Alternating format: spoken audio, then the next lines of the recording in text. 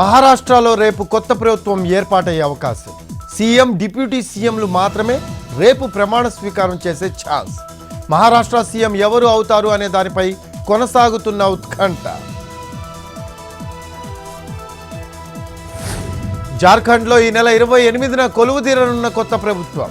CM పదవికి రాజీనామా చేసిన హేమంత్ సోరెన్ రాజ్భవన్కు వెళ్లి గవర్నర్ సంతోష్ గాంగ్వార్ రాజీనామా లేఖ అందజేశారు. కొత్త ప్రభుత్వ ఏర్పాటుకు ఆహ్వానించాల్సిందిగా కోరిన ఇండియా కూటమి నేతలు 28న ముఖ్యమంత్రిగా ప్రమాణం చేయనున్న హేమంత్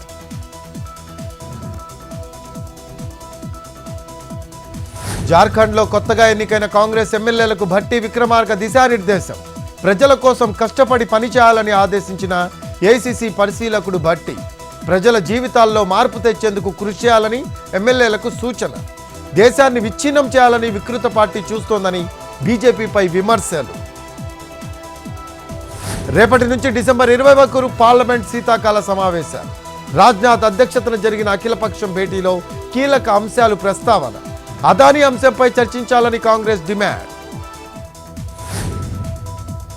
ఆంధ్రప్రదేశ్ విభజన జరిగి 10 ఏళ్లైనా అనేక సమస్యలు పరిష్కారం కాలేదన్న వైసీపీ.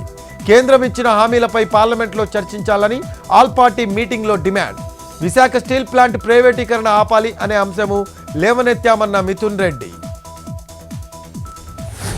ప్రజా విజయోత్సవాలను ఘనంగా నిర్వహించేందుకు తెలంగాణ ప్రభుత్వం ఏర్పాటు. ప్రజా పాలనను ప్రతిబింబించేలా 9 రోజుల పాటు వేడుకలు. డిసెంబర్ 1 నుంచి 9 వరకు జరిగే వేడుకల్లో అభివృద్ధి, సంక్షేమ కార్యక్రమాలకు ప్రాధాన్యం. సూర్యాపేట జిల్లాలోని ధాన్యం కేంద్రాల్లో ఆకస్మిక తనిఖీలు చేసిన మంత్రి ఉత్తమ్. ధాన్యం కొనుగోళ్లపై ఆరా తీసిన మంత్రి. సమయానికి లారీలు రావడం లేదని ఫిర్యాదు చేసిన రైతులు. లగచల్ల రైతుల నుంచి వ్యతిరేకత రాగానే రేవంత్ మాట మార్చారు అన్న హరీష్ రావు. ఫార్మా విలేజ్ను కాస్త ఇప్పుడు ఇండస్ట్రియల్ క్యారిడార్ అంటున్నారని విమర్శలు. లగచర్లలో బీఆర్ఎస్ కుట్ర చేసిందన్న ఆరోపణలపై హరీష్ రావు ఆగ్రహం. మాజీ మంత్రి బాలినేనిపై వైసీపీ నేత చెవిరెడ్డి భాస్కర్ రెడ్డి ఆగ్రహం. విద్యుత్ ఒప్పందాలపై అర్ధరాత్రి సంతకం పెట్టామనడం అబద్ధమన్న చెవిరెడ్డి. బాలినేని ఇంతలా దిగజారి మాట్లాడతారని ఊహించలేదని మండిపాటు.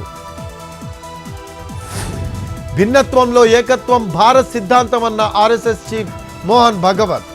భిన్నత్వంలోనూ వెతికి చూస్తే ఏకత్వం కనిపిస్తుందని వ్యాఖ్య.